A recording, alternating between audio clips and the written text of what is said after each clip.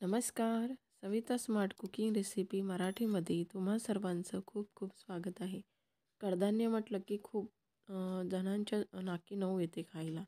पण अशी डिश दिली तर ते नक्की आवडीने खातील. तर ही रेसिपी त्याच पद्धतीची आहे.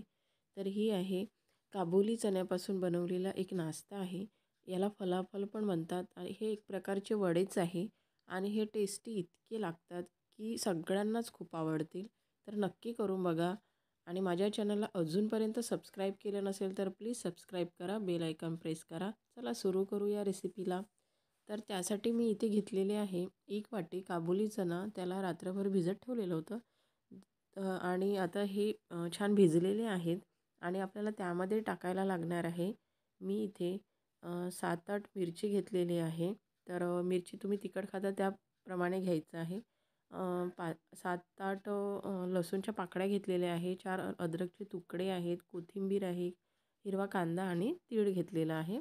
आणि त्यानंतर आपल्याला लागणार आहे अर्धा चम्मच मीठ, जिरा आणि आपल्याला बेकिंग सोडा लागणार आहे. तर आता आपण हे काय करायचं आहे, सर्व साहित्य या काबुली चण्यामध्ये टाकून घ्यायचे. मिरची, लसूण, त्यानंतर अद्रक आणि त्यानंतर आपण हे सर्व साहित्य मिक्सरमधून याची दरदरी पेस्ट करून घ्यायची आहे. खूप बारीक नाही करायचं, तर दरदरं याला पिसून घ्यायचं आहे. तर मी आता हे दरदरा पिसून घेते आणि सोबतच इथेच मी जिरा टाकून घेत आहे अर्धा चम्मच, म्हणजे पिसताना तो बारीक होऊन जाणार. तर मी आता याची दरदरा पेस्ट करून घेते आणि या मिश्रणाला बाइंडिंग येण्यासाठी मी इथे 2 चम्मच तांदळाचं पीठ घेणार आहे. तर मी हे सर्व मिश्रण दरदरा पिसून घेतलेलं आहे आणि ते या प्रकारचं झालेलं आहे. तर आता आपण याला थोडंसं मिक्स करून घेऊया आणि आता यामध्ये आपण जे 1 चम्मच तीळ घेतलेली होती ती टाकून घ्यायची आहे. त्यानंतर हिरवा कांदा टाकून घ्यायचा आहे आणि कोथिंबीर टाकायचं आहे. त्यानंतर आपण यामध्ये आता मीठ ॲड करणार आहोत. मी अर्धा पाऊण चम्मच मीठ ॲड करते. आणि हे सर्व साहित्य आता छान मिक्स करून घ्यायचं आहे. याला एकजीव करून घ्यायचं आहे. हे छान आता मिक्स झालेलं आहे. आता आपण यामध्ये बाइंडिंग येण्यासाठी, कारण आपल्याला ते वडे बनवायचे असल्यामुळे यामध्ये मी आता 2 चम्मच तांदळाचं पीठ घेत आहे. त्यामुळे काय होते, ते कुरकुरीत पण होतात आणि याला बाइंडिंग पण येऊन जाते. आणि अर्धा चम्मचपेक्षा कमी म्हणजे पावभाग मी बेकिंग सोडा घेत आहे. तर यामुळे आतमधून छान ते खुसखुशीत होतात.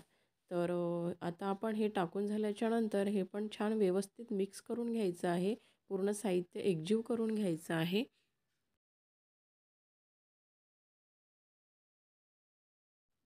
आता हे छान मिक्स झालेलं आहे. आता आपण वडे तयार करून घेऊया. तर वडे बनवायच्या आधी आपण आधी पॅन गरम करायला ठेवून द्यायचं. तर मी हे शॅलो फ्राय करत असल्यामुळे गॅसवर पॅन ठेवलेला आहे आणि यामध्ये 2 चम्मच तेल टाकून घेते. तुम्हाला हवं तर तुम्ही डीप फ्राय पण करू शकता आणि शॅलो फ्राय केले तरी ते पण खूप टेस्टी लागतात आणि छान खुसखुशीत होतात. तर आता आपण तेल गरम होतपर्यंत इकडे आपले वडे तयार करून घेऊया. तर मी हाताला थोडंसं तेल लावून घेतलेलं आहे. त्यामुळे काय होते, हाताला ते चिपकणार पण नाही आणि जो मिरचीचा तिखटपणा असतो तो हाताला लागत पण नाही. तर आता आपण याचे छोटे छोटे असे गोळे घ्यायचे आणि तो राऊंड राऊंड करून घ्यायचं आणि मग मध्ये त्याला असं थोडं हाताने प्रेस करून फ्लॅट करून घ्यायचं आणि खूप पातळ नाही करायचं आणि खूप जाड पण नाही ठेवायचं. ज्या प्रकारचे वडे वगैरे करतो आपण त्या प्रकारचं ते करून घ्यायचं. या पद्धतीनेच आपण सर्व वडे तयार करून घेऊया.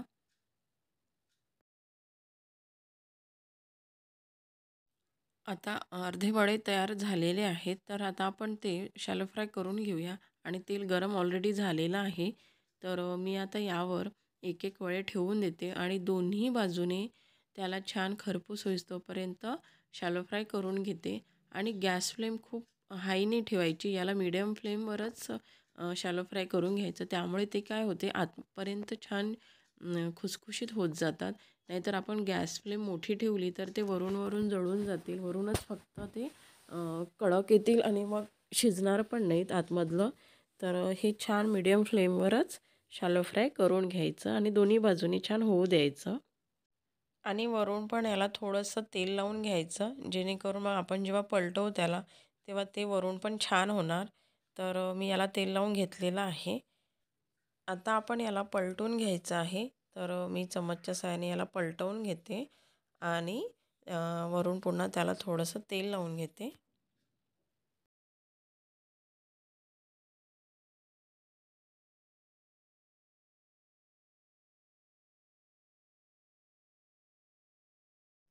तर आता इथे आपले दोन्ही बाजूने छान हे फलाफल झालेले आहेत. छान खुसखुशीत पण आलेले आहेत आणि फुलले पण आहे. आपण सोडा टाकला आहे त्यामुळे छान फुललेले पण आहेत आणि तेलकट तर अजिबात नाही आहे. तर असेच आपण बाकीचे पण शॅलो फ्राय करून घेऊया आणि प्लेट तयार करूया. तर इथे मी केचपसोबत प्लेट सर्व केलेली आहे. मी तुम्हाला एक तोडून पण दाखवते. तुम्ही बघू शकता आतपर्यंत ते छान झालेले आहे.